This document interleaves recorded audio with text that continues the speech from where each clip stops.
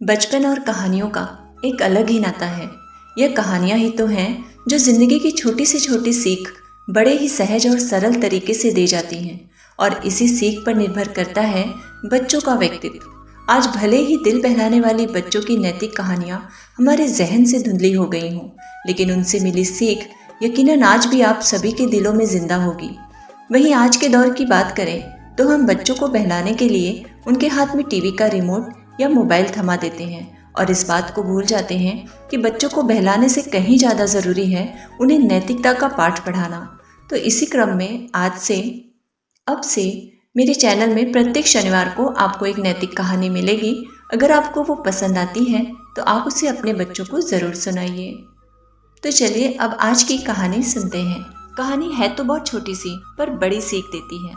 एक बार एक अध्यापक एक संपन्न परिवार के शिष्य के साथ कहीं जा रहे थे, तो उस शिष्य को कुछ मजाक सूझा क्योंकि उसको रास्ते में किसी गरीब मजदूर के जूते दिखाई दिए।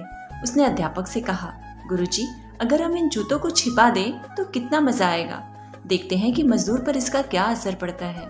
अब उसको तो मजाक सूझ रहा था, लेकिन गुरुजी ने कहा, नहीं, गरीब इंसान के साथ इस तरह का भद्दा मजाक करना ठीक नहीं है। और गुरुजी ने कहा, क्यों ना हम इन जूतों में कुछ सिक्के डाल दें और देखें कि इसका इस गरीब मजदूर पर क्या प्रभाव पड़ता है। उन्होंने ऐसा ही किया। जैसे ही मजदूर अपना काम करके लौटा और उसने एक पांव अपने जूते में डाला तो उसको कुछ कठोर सा महसूस हुआ। उसने अंदर हाथ डाला तो उसको कुछ सिक्के दिखाई दिए। वह थोड़ा आश्चर्य में पड़ गया। आसपास किसी को देखा तो कोई भी दिखाई नहीं दिया। वापस उसने दूसरा पैर अपने जूते में डाला और वापस उसको उसमें कुछ सिक्के दिखाई दिए।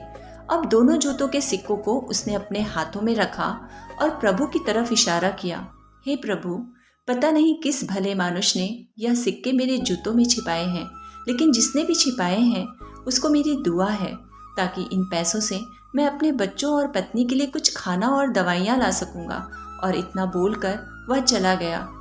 इस बात को शिष्य और अध्यापक दोनों ही सुन रहे थे। अब अध्यापक ने शिष्य से पूछा कि अब तुम मुझे बताओ कि तुम्हें कैसा महसूस हुआ, तुम्हारी पहले वाली मजाक या मेरा यह तरीका। तो उसने कहा कि गुरुजी, मैं आपसे क्षमा चाहता हूँ। अब मुझे समझ आ गया है कि सच्ची खुशी किस चीज़ में है। जब हम किसी का मजाक उड़ाते हैं तो हमें कुछ पल का आनंद मिलता है, लेकिन इससे हमें बद्दुआ मिलती है। लेकिन अगर हम किसी की मुश्किल परिस्थिति में मदद करते हैं और जिसकी भी हम मदद करते हैं उसको भी नहीं पता कि हमने उसकी मदद की है, लेकिन अंदर ही अंदर हमें पता है कि हमने उस इंसान की मदद की है, यही सच्ची खुशी है। जब हम दूसरों को खुशी देते हैं तो हमें सच्ची खुशी मिलती है। इसी तरह खुशियाँ बांटते रहिए और लोगों की मदद करते रहिए।